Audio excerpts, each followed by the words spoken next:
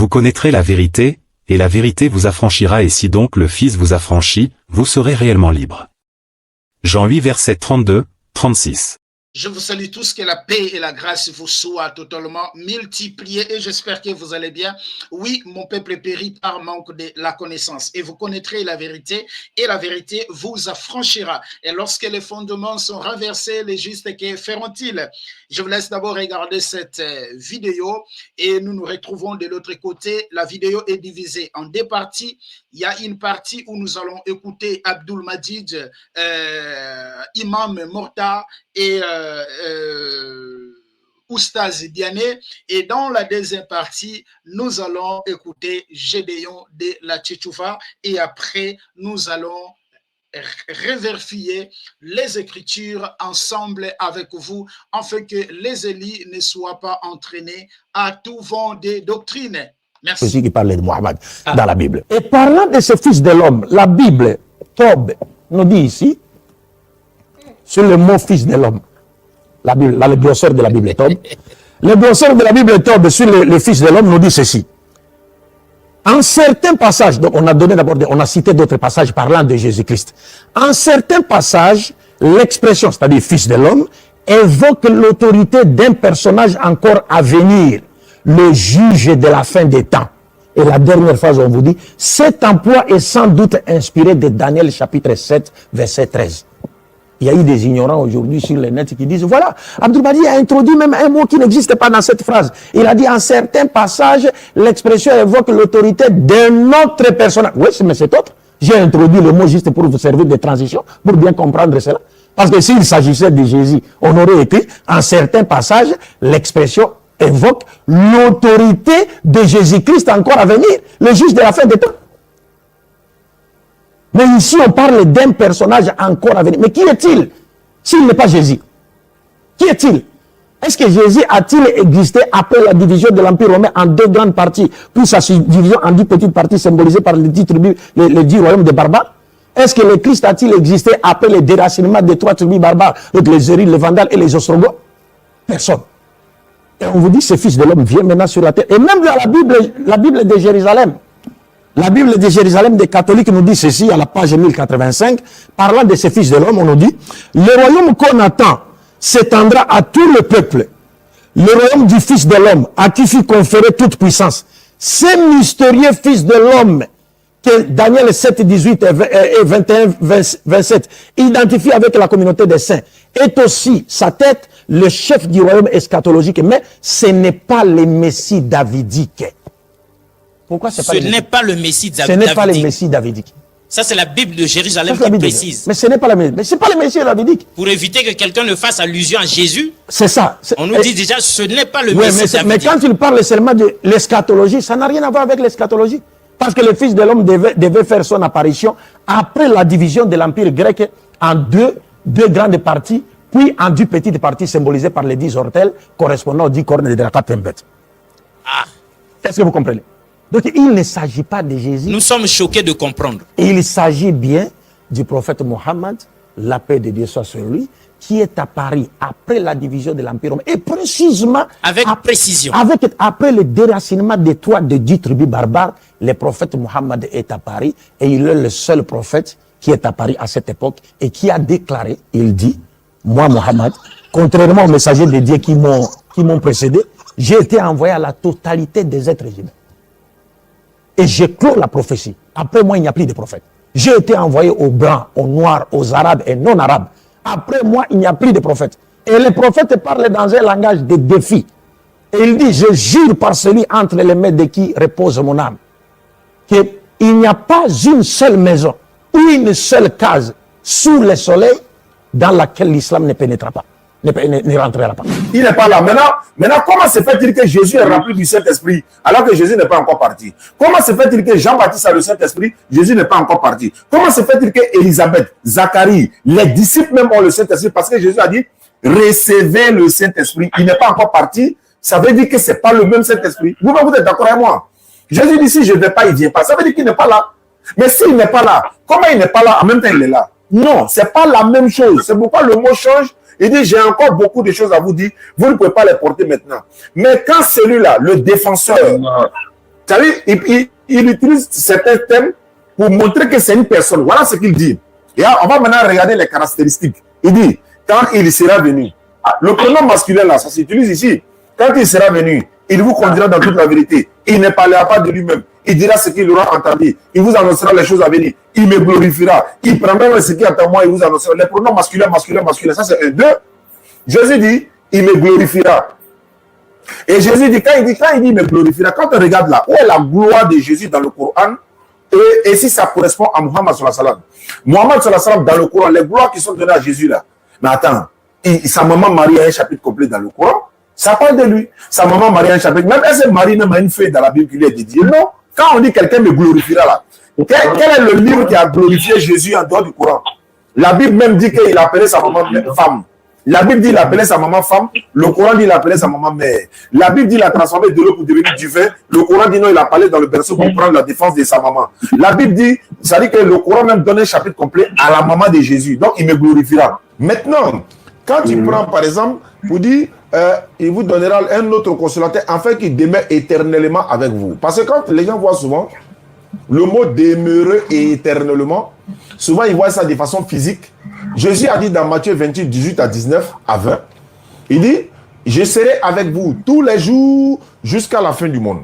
Je serai avec vous tous les jours jusqu'à la fin du monde. Où est Jésus parmi nous? Il n'est pas parmi nous, mais il est parmi nous dans quel sens? À travers son enseignement, à travers ses recommandations. Et c'est de la même manière qu'on dit, il sera avec vous éternellement, ou bien gardez mes commandements. Moi, je prierai le Père pour qu'il vous donne un autre consolateur, afin qu'il demeure éternellement avec vous. Demeurer éternellement ici, c'est par son enseignement. Le prophète alayhi salatu wa salam est venu avec l'évangile éternel, le dernier testament, si je peux le dire ainsi, qui est le Coran, qui est avec nous jusqu'à la fin du monde. Ça, c'était ce premier point. Donc, retiens ceci. Jésus a dit un autre. Excusez-moi d'abord, mes chers frères et sœurs. Oustaz Diané a dit, Jésus a dit, je serai avec vous jusqu'à la fin du monde. Non, Jésus n'a pas dit, je serai avec vous jusqu'à la fin du monde, mais Jésus a dit, là nous sommes dans Matthieu chapitre 28. Nous sommes dans Matthieu chapitre 28, les versets 19. Jésus a dit, allez faites de toutes les nations des disciples, les baptisant au nom du Père, du Fils et du Saint-Esprit, et enseignez-leur à observer tout ce que je vous ai prescrit. Et voici, je suis avec vous tout le jour jusqu'à la fin du monde. Jésus n'a pas dit « Je serai avec vous tout le jour jusqu'à la fin du monde », mais « Je suis avec vous ». Je suis avec vous tout le jour jusqu'à la fin du monde. Nous allons poursuivre la vidéo et nous nous retrouvons de l'autre côté. Merci. Sur la terre, ce n'est plus Jésus. Tu ne peux pas démontrer que c'est Jésus encore parce qu'il a dit un autre. Ça fait un. Je vais maintenant passer le consolateur. On va aller d'abord dans plusieurs versions de la Bible. Ce n'est pas le consolateur qui est mentionné là-bas. Dans plusieurs versions. Il y a des Bibles, ils ont mis paraclet. Il y a des Bibles, ils ont mis le défenseur. Il y a des Bibles, ils ont même mis quelqu'un d'autre. Jésus a dit quelqu'un d'autre. Il n'a même pas dit consolateur ni Saint-Esprit. Il a dit quelqu'un d'autre. C'est pourquoi nous allons utiliser plusieurs versions de Bible pour t'amener à comprendre. Ça, c'est sur Jean 14, verset 14 à 15 que je viens de dire. On va rester là d'abord. Tu as demandé, tu as dit, est-ce que Mohammed sallallahu alayhi wa sallam est un esprit? Tous les prophètes sont des esprits. Il y a dit ça dans la Bible. 1 Jean 4, verset 1. 1 Jean 4, verset 1. La Bible déclare ceci. Oui. Bien-aimé, n'ajoutez pas foi à tout esprit, mais éprouvez les esprits pour voir s'ils sont de Dieu. Car plusieurs prétendus faux prophètes sont venus dans le monde. Et regarde comment ils font la liaison. On dit esprit prophète. On dit n'ajoutez pas foi à tout esprit et mettez les esprits en épreuve. Comment tu as mis l'esprit en épreuve? C'est là ils ont continué pour dire car plusieurs prétendus faux prophètes sont venus dans le monde. On dit voici comment reconnaître un esprit. Tout prophète ou encore tout esprit qui ne confesse pas que Jésus-Christ est venu dans la chair, c'est-à-dire c'est un être humain, est de Dieu. Mais celui qui ne confesse pas cela est de l'antéchrist. Alors que le prophète, il y a une version de la Bible que j'ai ici, on appelle ça la tradition second 21, où il a dit Chaque esprit qui ne confesse pas que Jésus est le Messie, c'est de l'Antéchrist. Mais Mohammed sallallahu alayhi wa sallam confirme dans le Coran que Jésus est le Messie. Donc, il est un esprit. Parce que le prophète là, les prophètes sont des esprits dans le sens, à fonction de 1 Jean 4, verset 1. Ça, c'est un. Deuxièmement, tu dis, Jésus est Dieu. En même temps, il est le consolateur. Ça, c'est le chaos total. Pourquoi? Il ne peut pas être Dieu être consolateur. Consolateur, c'est celui que Dieu envoie pour venir consoler les gens, tirer d'un danger, etc., etc. En même temps, le Saint-Esprit. Donc, on va parler du Saint-Esprit parce que le Saint-Esprit, vous faites allusion à ça, au consolateur en même temps. Allons sur cette base parce qu'il y a des Bibles qui disent cela. Le Saint-Esprit. Jésus a dit, il dit, je prierai le Père et il vous donnera un autre. Ma question dit, tu n'as pas répondu, je dis, quand Jésus dit un autre consolateur, est-ce que c'est lui-même encore? Parce que moi, il était dit maintenant qu'il était là, alors que Jésus dit, si je ne vais pas, il ne vient pas. Donc ça veut dire, ce n'est pas du même Saint-Esprit qui parle. Parce que regarde par exemple, Matthieu 1, verset 18, voici de quelle manière arriva la naissance de Jésus-Christ. Sa mère ayant été fiancée à Joseph, se trouva enceinte par la vertu du Saint-Esprit. Il était déjà là. Ça fait 1. Matthieu chapitre 3, verset 11. Moi, je vous baptise d'eau, pour vous amener à la repentance. Mais celui qui vient après moi est plus puissant que moi. Je ne suis même pas digne de porter les souliers, de porter ses souliers. Lui, il vous baptisera du Saint-Esprit. Donc, quand il baptisait, il va vous baptiser du Saint-Esprit. Il n'est pas encore parti, hein. Le Saint-Esprit est là. Matthieu chapitre... on va prendre Matthieu 28, 19. Jésus a dit, allez, faites de toutes les nations des disciples, les baptisant au nom du Père, du Fils et du Saint-Esprit. Le Saint-Esprit est déjà là. On continue dans Matthieu chapitre, Marc 12, 36.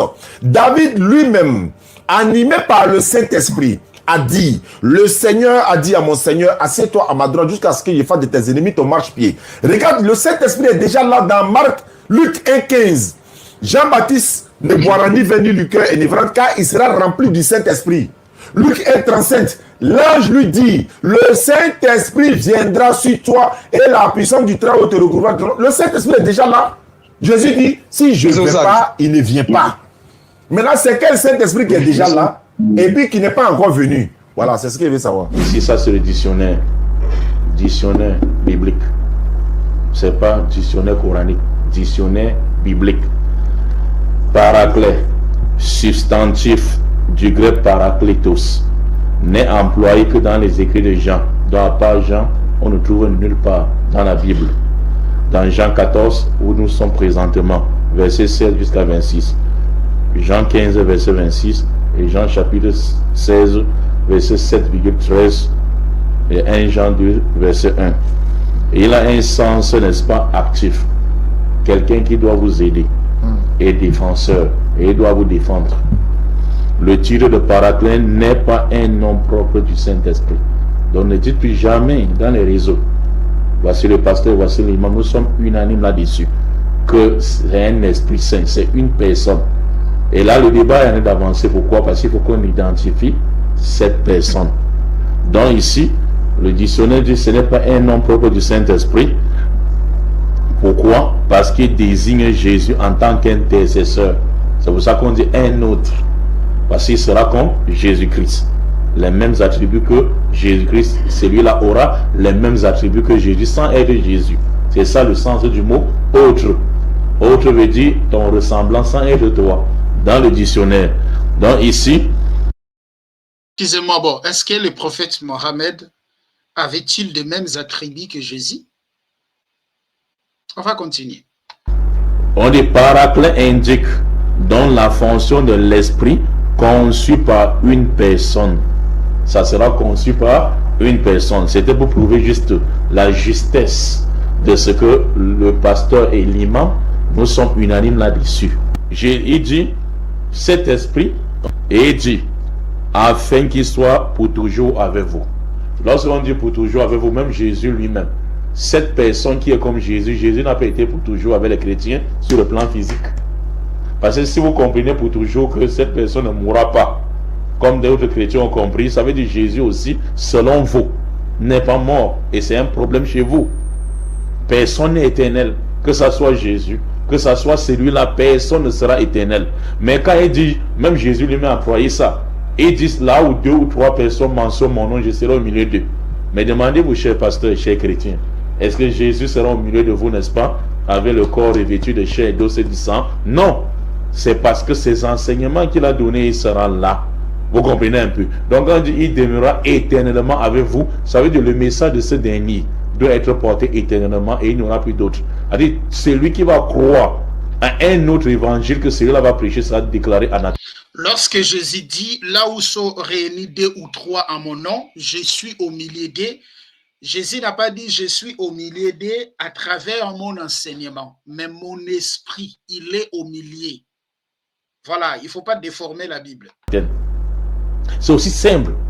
Il sera resté éternellement avec vous. Et un autre ne viendra plus, à part lui. Il va rester éternellement avec vous. Ce n'est pas son corps physique, mais c'est ses enseignements qui vont rester éternellement avec vous. Parce que ces enseignements ne sont pas ces enseignements, mais les enseignements de Dieu. Il continue, Jésus dit, c'est l'esprit de vérité. Une fois de plus, il dit, cet homme-là aura l'esprit de quoi? De vérité. Ça me permet de regarder dans la Bible et regarder comment on manipule la Bible chrétien. Ça me permet de regarder dans la Bible, n'est-ce pas, hein, de Jérusalem. Lorsque vous prenez le même verset dans la Bible de Jérusalem, dans la note explicative donnée par les catholiques, c'est-à-dire les pères fondateurs du christianisme et de la Bible même, dans le livre joannique de Jean chapitre 14, l'évangile de Jean chapitre 14, si vous m'aimez, vous garderez mes commandements, je prie le Père, il vous donnera un autre paraclet pour qu'il soit avec vous à jamais, l'esprit de vérité. Note explicative C. Ici maintenant, les catholiques disent c'est pour désigner 2 tendances inhérentes à un homme. Ça va désigner quoi? 2 tendances inhérentes à un homme. L'homme de l'erreur et l'homme véridique. C'est-à-dire l'autre, n'est-ce pas, sera race de vipères, génération perverse et adultère, qui va passer son temps, pasteur Mathieu, à transgresser et à ressembler à qui? À Ève, pour son péché, selon la Bible, race de vipères. Alors que l'autre sera l'esprit de vérité, c'est un homme véridique. C'est-à-dire, deuxième caractéristique, ça sera un homme très véridique qu'on n'avait jamais entendu mentir toute sa vie. C'est pour ça que quoi? Regardez, dans 1 Jean chapitre 2 verset 1, dans 1 Jean chapitre 2 verset 1, on dit Jésus est appelé, n'est-ce pas, qui avocat. Jésus est appelé avocat. Vous connaissez ça. Il est avocat auprès des gens, auprès du Père. Vous ne pouvez pas nier ça. C'est pour ça que dans... Excusez-moi d'abord de regarder ensemble le mot parakletos. Parakletos, c'est un mot grec, parakletos, qui veut dire consolateur, avocat. Pourquoi je l'ai pris? Parce que la définition qu'il a donnée, c'est pas vrai. La définition du parakletos veut dire convoquer, appeler à son côté, particulièrement appeler à son aide, qui plaide de la cause des autres devant un juge, un plaidaire, un conseiller pour la défense, une aide juridique, un avocat. Le point B, on va avancer. Le point B, on va avancer.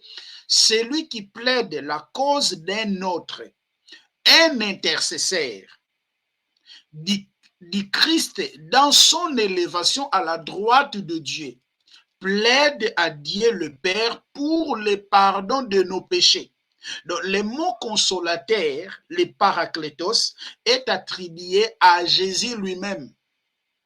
Est-ce que vous le voyez? C'est, dans un sens plus large, un aide qui porte secours, un assistant. Le point I, le Saint-Esprit destiné à prendre la place du Christ avec les apôtres. Est-ce que vous voyez très bien? Le Saint-Esprit destiné à prendre la place du Christ avec les apôtres après son ascension du Père, après son ascension au Père, pour les conduire à une plus profonde connaissance de la vérité de l'Évangile et leur donner la force divine reprise pour leur permettre de subir épreuves et persécutions au nom du royaume divin. Vous voyez le consolateur, les parakletos. Les parakletos. Est-ce que vous le voyez? Les parakletos. Donc la définition dont il est en train de donner du parakletos, c'est faux. La définition dont il est en train de donner du parakletos, c'est faux. Alors, comme il parle et les gens ne lisent pas, voilà, les gens ne regardent pas ce qu'ils disent, oh, voilà, on leur donne du crédit. Oh, en réalité, ce qu'il dit, c'est faux. Je suis dans la Bible, Strong, le mot parakletos ne nous renvoie pas à un homme qui viendra, mais le mot parakletos nous renvoie à Jésus lui-même. Regardons la définition, je les sélectionne, je peux les sélectionner même jusqu'ici. Regardez la définition. Convoquer, appeler à son côté, particulièrement appeler à son aide. A. Qui plaide à la cause des autres devant un juge, un plaidaire, un conseiller pour la défense, une aide juridique, un avocat. B. Celui qui plaide à la cause des autres, un intercesseur. Est-ce que le prophète Mohammed a-t-il été un intercesseur? Est-ce qu'il a plaidé à cause des autres? Non. I. Du Christ dans son élévation à la droite de Dieu. Donc, le Parakletos, le consolateur, nous renvoie à Jésus lui-même. Plaide à Dieu, le Père, pour le pardon de nos péchés. Le verset C, le point C, dans un sens plus large, un aide qui porte secours à un assistant, ok, le point I maintenant, le Saint-Esprit destiné à prendre la place du Christ. Voilà, le Saint-Esprit, on dit, c'est le paraclet là, le paraclétos là, c'est le Saint-Esprit qui est destiné à prendre la place du Christ, parce que Christ devait partir avec les apôtres après son ascension au Père, pour les conduire à une plus profonde connaissance de la vérité de l'évangile et leur donner la force divine. Est-ce que le prophète Mohammed a conduit les disciples de Jésus dans la vérité et est-ce qu'il les a donné la force divine pour poursuivre leur mission? Non. Il n'a pas fait ça. Il n'a pas fait ça. Donc, ils sont en train de mentir. Alors, nous allons poursuivre la vidéo. Le dictionnaire biblique ici, on dit celui-là sera comme Jésus, mais pas Jésus. Elle dit il sera un avocat auprès de Dieu pour les hommes. Donc, non seulement ses enseignements seront éternels, non seulement il sera un véridique, on dit il sera encore un avocat des hommes auprès de Dieu. Le jugement dernier. Il sera encore intercesseur des gens le jour du jugement dernier, comme a dit cette Bible, n'est-ce pas? La Bible, n'est-ce pas, top? Vous avez dit ici que, mais, on dit, le monde ne le voit pas. Pourtant, je parle d'un être humain, les gens voient un être humain. Donc, vous ne comprenez pas le langage biblique. Regardez encore cette Bible-là, je braque encore. Bible top. Tradition de vous les protestants et les catholiques réunis. Ils disent ici dans le glossaire, monde. Glossaire, monde. 3 mots grecs ont été traduits par monde. Premier sens du monde, cosmos, c'est-à-dire tout ce qui nous entoure. Deuxième sens du monde, monde par opposition de monde des pécheurs avec Dieu. C'est-à-dire deuxième sens du mot monde dans la Bible, ce sont des pécheurs. C'est-à-dire celui qui est en contradiction avec la loi de Dieu est appelé aussi sur la monde. Quand on dit le monde ne peut le voir, c'est-à-dire les pécheurs ne peuvent pas voir celui-là qui est arrivé et aujourd'hui les gens ne le connaissent pas. C'est pour ça lorsqu'Allah parle de lui dans le Coran, Allah dit ceci. Allah dit c'est Coran chapitre, n'est-ce pas, 34 verset 28.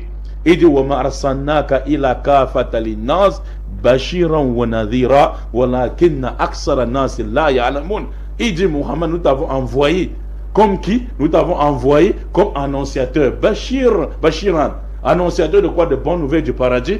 Et Nadir, annonciateur, n'est-ce pas, du châtiment, d'avertir les gens contre le péché et contre le du châtiment qui les attend. La majorité des gens ne te connaissent pas. Et qui ne peut pas connaître Muhammad, on dit c'est les pécheurs. Oh, pécheurs ou monde, plutôt, ce sont les pécheurs, n'est-ce pas, qui vivent, n'est-ce pas, en contradiction. Vous allez voir, Muhammad invitait les gens à quoi? Hein, il invite les gens à retourner vers qui? Vers les enseignements de tous les messagers. Oh, Jésus dit, il me glorifiera.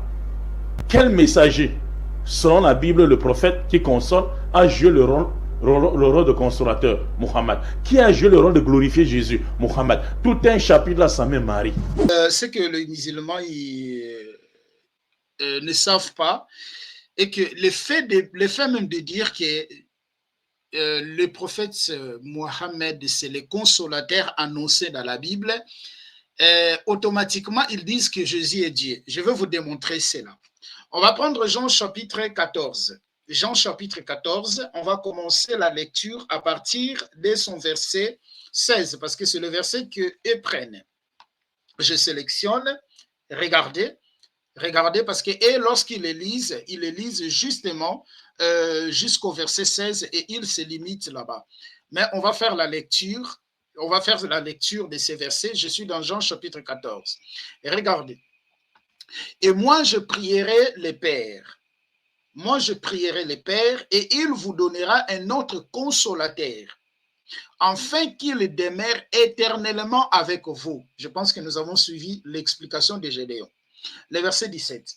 L'esprit de vérité que le monde ne peut recevoir. Donc, le consolateur, c'est un esprit de vérité. C'est l'esprit de vérité que le monde ne peut recevoir. Donc, on doit recevoir ce consolateur-là. C'est l'esprit-là de vérité. Parce qu'il ne le voit point et ne le connaît point. Mais vous les connaissez, c'est ça que j'ai déjà expliqué. De l'esprit de vérité, le monde ne le voit point, mais les disciples voyaient.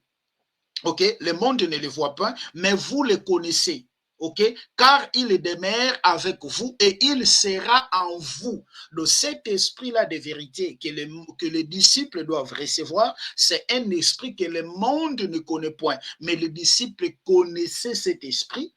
Il dit, il demeure avec vous et il sera en vous. Donc, il était déjà avec eux et il sera en eux. Regardez le verset 18. Je ne vous laisserai pas orphelins, je viendrai à vous. Est-ce que vous voyez? Donc, Jésus dit, moi je pars, parce qu'ici nous sommes dans le contexte où Jésus était en train de donner un discours d'adieu à ses disciples. Les disciples étaient attristés et ici maintenant le Seigneur Jésus commence de garantir leurs disciples et que moi je pars et je prierai le Père et le Père là, il vous donnera un autre consolateur et ce consolateur va demeurer éternellement avec vous. Dans le verset 17, il dit qu'il commence de décrire cet esprit-là, et ce consolateur-là, il dit c'est l'esprit de vérité que le monde ne peut recevoir parce qu'il ne le connaît point et ne le connaît point, mais vous le connaissez car il demeure avec vous. Qui demeurait avec les disciples dans ce moment-là? C'est Jésus. Il dit encore, et il sera en vous. Le verset 18, je ne vous laisse pas orphelins, je viens en vous. Donc, il est lui-même le consolateur qui demeurait avec eux et qui doit venir en eux aussi. Le verset 19, encore un peu de temps et le monde ne me verra plus, mais vous me verrez. Bon, ils vont le voir en tant que qui? Ils vont le voir en tant que consolateur. Car je vis et vous vivrez aussi. Le verset 20, en ce jour-là, vous connaîtrez que je suis en mon Père et que vous êtes en moi et que je suis en vous. Le verset 21, c'est lui qui a mes commandements et qui les garde. C'est lui qui m'aime et c'est lui qui m'aime sera aimé de mon Père. Je l'aimerai et je me ferai connaître à lui. Verset 22, Jude, non pas Iscariote, lui dit, Seigneur, d'où vient que tu te feras connaître à nous et non au monde? Jésus, verset 23, regardez, Jésus lui répondit, si quelqu'un m'aime, il gardera ma parole et mon Père l'aimera. Nous viendrons à lui. Tu vois, vous voyez, excusez-moi, Jésus lui-même dit, nous viendrons à lui. Donc, le consolateur qui doit venir aux disciples, ce n'était pas le prophète Mohammed, c'est Jésus lui-même qui viendra sous forme du Saint-Esprit, sous forme de l'Esprit, étant le paraclet, étant le consolateur, il viendra aux disciples. Est-ce que vous voyez?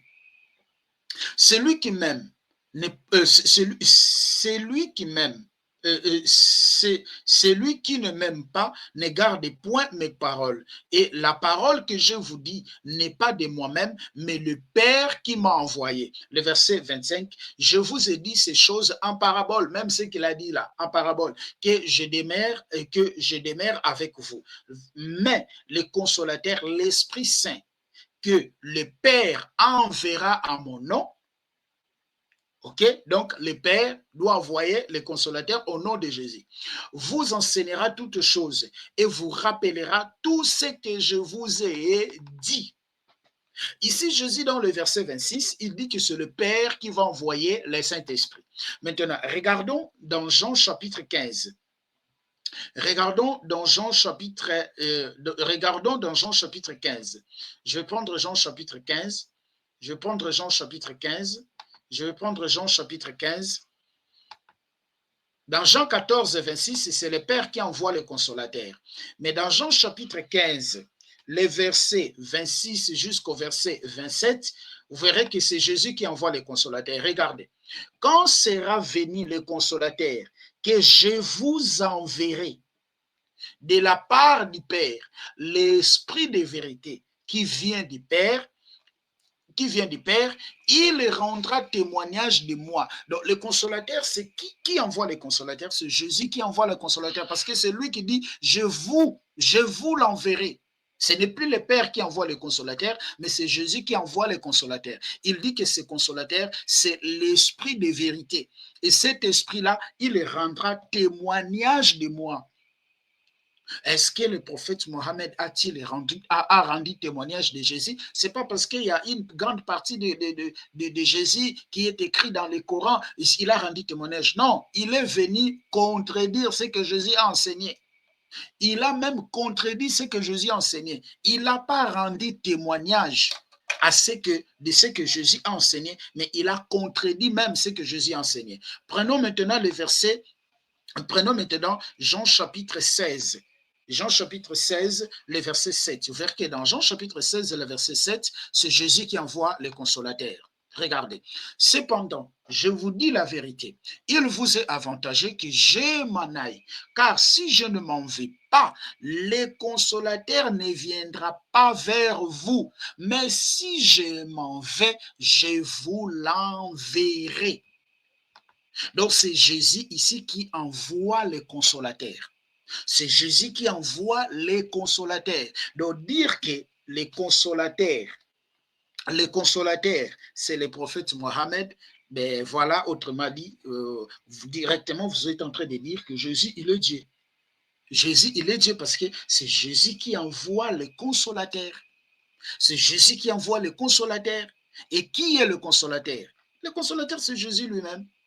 Le consolateur, c'est Jésus lui-même. Raison par laquelle, dans Matthieu chapitre 28, le verset 20, il dit « Je suis avec vous ». Il n'a pas dit « Je serai avec vous », comme Oustaz Diané vient de dire, mais il a dit « Je suis avec vous » jusqu'à la fin de la consommation. Et on a vu l'accomplissement de ces choses. Ces choses se sont accomplies. Lorsque vous prenez Actes chapitre 1, le verset 8, qu'est-ce qu'il dit? Qu'est-ce que la Bible dit? Vous recevrez le Saint-Esprit et vous serez mes témoins. Vous recevez le Saint-Esprit et vous serez mes témoins. Et les gens ont reçu le Saint-Esprit et les gens ont été les témoins. Lorsque vous prenez Actes chapitre 2, le verset 3 jusqu'au verset 4, on a vu ce qui est arrivé. Actes chapitre 2, Actes 2, le verset 3 jusqu'au verset 4. Regardez Actes chapitre 2. Actes chapitre 2, le verset 3 jusqu'au verset 4. Tout d'un coup, il vint du ciel un bruit comme celui d'un vent impétueux et il remplit toute la maison et où ils étaient assises. Des langues semblables et des langues de feu leur apparirent, séparent les uns des autres et se prosternèrent sur chacun d'eux. Voilà, la promesse, c'est accompli. La promesse, c'est accompli. C'est l'esprit de vérité, mais ce n'est pas un être humain. Or, le mot parakletos qui est le consolateur, parakletos en grec, parakletos, qui est le consolateur avocat, par la définition, premier point, convoqué, appelé à son côté, particulièrement appelé à son aide. A. Qui plaide à cause des nôtres devant un juge, un plaidaire, un conseiller pour la défense, une aide juridique, un avocat. Point B. Celui qui plaide à cause des nôtres, un intercesseur. Dit Christ, vous voyez, dit Christ, son élévation à la droite de Dieu, plaide à Dieu le Père pour le pardon de nos péchés, dans un sens plus large, un aide qui porte secours, un assistant, le Saint-Esprit destiné à prendre la place du Christ avec les apôtres après son ascension au Père pour conduire à une profonde connaissance de la vérité de l'évangile. Est-ce que le prophète Mohammed a-t-il conduit les disciples de Jésus à une profonde connaissance de la vérité de l'évangile? Non. Donc, il n'est pas les consolateurs. Il n'est pas les paraclétos. Ils vont dans la Bible chercher des versets qui leur arrangent pour dire que voilà, pour légitimer leur secte. Mais lorsque tu dis que Jésus est mort, ils ne croient pas que Jésus est mort. Lorsque tu dis que Jésus a été crucifié sur la croix, ils ne croient pas que Jésus a été crucifié sur la croix. Par exemple, lorsqu'ils vous prennent Jean chapitre 20, le verset 17, où Jésus a dit « Ne me touche pas car je ne me suis pas encore monté vers mon Père, vers votre Père, vers mon Dieu, vers votre Dieu. » Demande aux musulmans par quelle occasion que Jésus l'a dit, que Jésus l'avait dit. Il ne va pas vous dire. Parce ça dit à cette époque. Si tu leur demandes par quelle occasion Jésus a dit ça, ils ne vont pas te dire parce qu'ils ne croient pas à la mort de Jésus. Ils ne croient pas à la mort de Jésus. Ils ne croient pas aussi que Jésus est le Fils de Dieu. Mais Jésus lui-même a dit, il est le Fils de Dieu. Mais ils ne croient pas que Jésus est le Fils de Dieu. Donc quand les versets les arrangent pour justifier, en fait, pour légitimer leur religion, et voilà, ils vont prendre, là la Bible n'est pas falsifiée, mais quand il s'agit de démontrer la divinité de Jésus, quand il s'agit de démontrer que Jésus est mort, quand il faut démontrer que Jésus, c'est le sauveur de l'humanité, quand il faut démontrer que Jésus, c'est lui qui est mort pour nos péchés, là maintenant la Bible est falsifiée. Alors, mes chers frères et sœurs, soyez à vos gardes, ne permettez pas que l'ennemi puisse vous séduire, parce que nous sommes au temps de la fin. Et la Bible dit, que ce soit dans Galates chapitre 1, le verset 8, que ce soit un ange ou nous, vient de vous enseigner un évangile, un message différent de ce que nous avons enseigné, qu'il soit anathème. C'est le Jésus-Christ qui est le sauveur, c'est le Jésus-Christ qui est l'avocat, c'est le Jésus-Christ qui est le défenseur, il est le seul qui intercède pour nous. Il est le seul qui intercède pour nous. Or, le paraclétos ne peut pas être un homme, parce que Romains chapitre 8, déjà le verset 29, le verset 26, on dit que le Saint-Esprit intercède pour nous. Est-ce que vous voyez? Le Saint-Esprit intercède pour nous. Or, qui intercède pour nous? C'est Jésus-Christ. C'est lui-même. L'intercession veut justement dire, il continue de manifester sa miséricorde. Parce que tout ça, ce sont des métaphores. Et soyez abondamment bénis et veuillez partager notre vidéo en fait que les frères et sœurs soient éclairés. Et je vais demander, si tu es musulman, je vais te demander de croire en Jésus-Christ, de suivre Jésus. Parce qu'en dehors de Jésus, il n'y a pas le salut. En dehors de Jésus, il n'y a pas le salut. Seul Jésus-Christ sauve. Il est le seul qui est mort, qui est ressuscité et il est vivant. Il est le seul dans Actes chapitre 7, les versets 58-59, Étienne a remis son esprit. Voilà, Jésus-Christ est le Seigneur des Seigneurs. Il est le chemin, la vérité et la vie. Et soyez abondamment bénis. Notre rendez-vous est pris dans notre prochaine vidéo. Et merci, soyez bénis. Likez la vidéo si elle vous plaît, et si vous êtes nouveau sur la chaîne, n'oubliez pas de vous abonner et d'activer la cloche de notification afin de ne rater aucune de nos vidéos.